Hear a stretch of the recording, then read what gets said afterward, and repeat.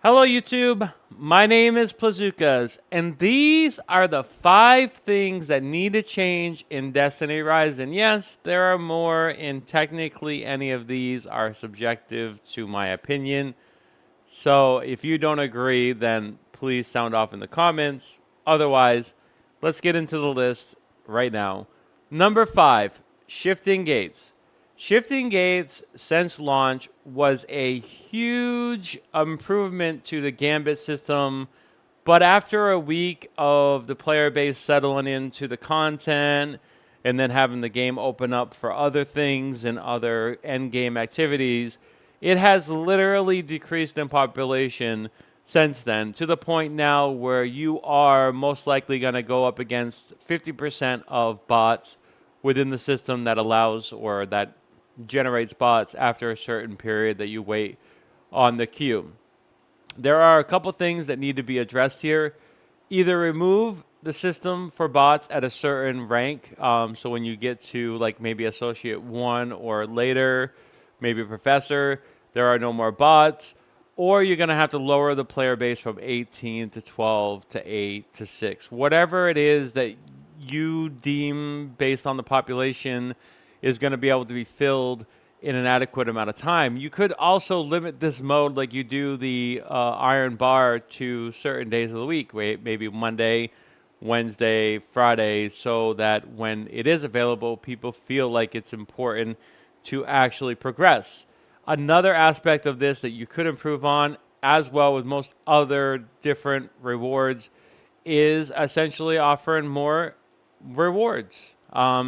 I don't think there should be a mode in this game that doesn't offer at least some percentage of exotic drops based on how much it takes to progress an exotic once you actually get it in this game. I think exotics are mostly underwhelmed. I don't think they are. I don't think they possess the power that you would see in Destiny, specifically for the same weapon type. There are exceptions to that, in the case of the crossbow for Ning Fei and some other outliers, but most of them require a lot of catalyst, and even when you do that, it's not exactly a perfect situation. That is number 5, okay? Number 4 is going to be loadouts. In this game, there's an issue with the homogenization. I've spoke about this in my previous video about the weapon loadouts now, okay? The problem is if the game was balanced and that every character mattered for every situation specifically, and there wasn't one character that dominated everything, then the weapon loadouts would be fine because it would basically gate content and distinguish between different archetypes, and you would have this certain character to do this certain thing. But unfortunately, in this game, Ning Fei breaks everything. So I don't know why they allowed this game. I don't know why they allowed this character to be released when they went live. But they did, and as a result, they need to open up these weapon loadouts to give other characters a chance to do the very same thing that Ning Fei is doing, which is literally breaking the game. And if you look at the leaks from potentially the new characters, they're going to be summon-based just like Estella. There's just not enough separation. And I think having weapon diversity, having the ability to change the overall feel of a character instead of Ning Fei being this, submachine gun / crossbow wielder, he can be a auto rifle shotgun wielder. And instead of Estella being a pulse rifle, she can be a submachine gun sword wielder. Like those kind of things would, I think, further enrich a character's identity, and it doesn't really make any sense from a lore perspective why they're limited to certain weapon types. It makes more sense why they're limited to abilities or other specific things related to their kits, like supers and signatures.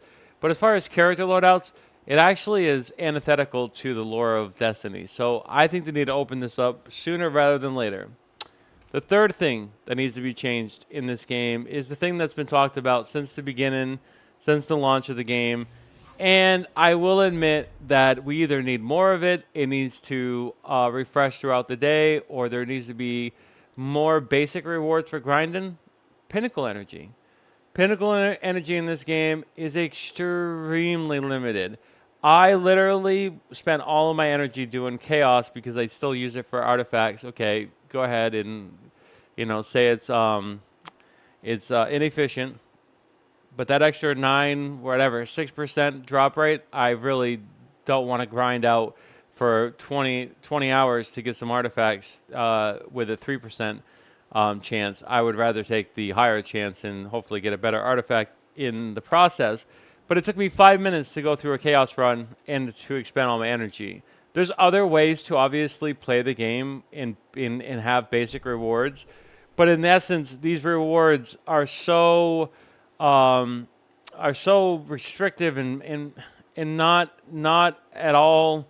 Um, they don't seem like they're impactful enough. Yes, getting 51% mythic chance is good, but at the same time, like at this point, you can farm for mythics anywhere else in this game. It is not much of a value point for the player. It's good that they added these bounty values for cosmetic engrams for the season.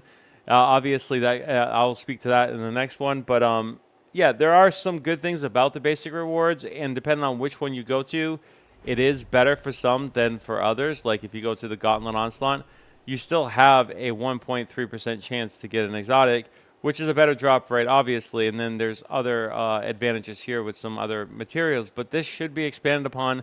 There should be more chances to get potentially even a mythic mod or some of these in this loot pool as well. It just needs to be rethought out. I understand that maybe they don't want everybody spending all day here playing this game, but at the same time, there needs to be more avenues for you to grind out and to play the game and to feel like it's rewarded in every possible way. And Pinnacle Energy is definitely a part of that, but basic rewards would also be a necessary improvement as well if you're not going to do the Pinnacle rewards.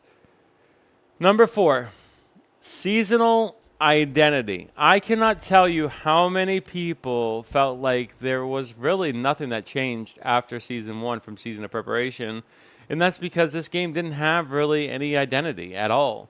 We had the engrams that were locked until the start of the season, and then once we started to unlock these, the decals and the shaders were not received well. And outside of specific people like me who have actually tried the system, which is extremely prohibitive and costly, it doesn't provide much identity for the season of Daybreak. And if you look here at the Haven Crest, which is fine, it gives you, 6% here, 6% here, 6% there, 6% there, and it gives you a couple other modifiers and bonuses here, which is nice. I mean, it's an added thing compared to what you already had for your base level, but it just lacks identity. Like this whole entire season has lacked identity. There's a second half to this. Hopefully, it'll provide the identity that has been lacking, but content releases and events, specifically with the Morgrim's Hunt, have been extremely lackluster. The Morgan's Hunt is literally only 15 chests. That's all you can get. Yes, there's a leaderboard for cosmetic items. The Eclipse was a leaderboard with cosmetic items. Again, obviously a little bit more rewarded in essence because you can get an exotic engram. But this obviously offered the same thing. But there was 15 chests that you could get within an hour or two of this event going live. And it's lasted for almost 8 days. And yet you could literally not... You literally exhausted all the possible major rewards within an hour. There's a way to grind this event that you can actually get better basic rewards. So in essence, without having to do Pinnacle, and technically, it is the best essential grind in the entire game if you're going to do that currently outside of artifact farming. This is the best way to farm exotics. This is the best way to farm mythics. This is the best way to farm mythic fragments, to farm the enhancement prisms, to farm the maybe not the artifact dust because you can do that in the legendary or the artifact chaos run, and maybe even mod fragments. This is the best way to do that by far. So if you're looking to do that, that is the best way. But outside of that, it just seems like they should have spread that out. They should have added a little bit more, or maybe some randomness to encourage more grinding and more. I don't know if gambling's the right word, but essentially it just feels like the events and then the content releases have been lackluster, and I think they need to be improved. So hopefully in the second half again of the season, there's more identity and more things to grind, or a new mode to, feel like it's substantial in some way or meaningful in some way. The first thing they need to change is Mythic compared to exotic weapons in this game. So far, there doesn't feel like there's that much distinction between the Mythics and the exotics. Some exotics obviously stand out more than others, but if you're talking about the two-tailed fox, it's not that much more comparable to the rocket launchers inside the game. The grenade launchers are not that much different compared to the exotic in this game. You have the shotgun, which the Mythic shotgun I think outperforms some of the exotic shotguns, the Chaperone and the Riot Dispenser in many categories. I just think that there's way too much restriction or uh, philosophy around exotics in this game, trying to potentially nerf them so that they're not as powerful. Even when you catalyst them up, which takes a lot of resources, by the way, they still don't always feel as strong as a Mythic, and that should not ever be the case. Exotics should always be more synergistic, more impactful, more prominent, and especially when you only can use them in one slot. You can't even use them in both. They should definitely buff these or nerf Mythics. I don't know how you want to deal with this, other than to say that the separation between an exotic and a Mythic should be greater than what it currently is in most cases. There are exceptions. Clearly, some exotics do literally outshine Mythics, but for the most part, a lot of the Mythics are very similar, if not the same. Like snipers are the same, grenade launchers are the same, and that's the unfortunate aspect. The Mythic shotgun outbeats the exotic in many cases, in my opinion. So these kind of things I think need to change in Destiny Rising. Let me know what you think should change in Destiny Rising, and thanks for watching this video. Bye for now.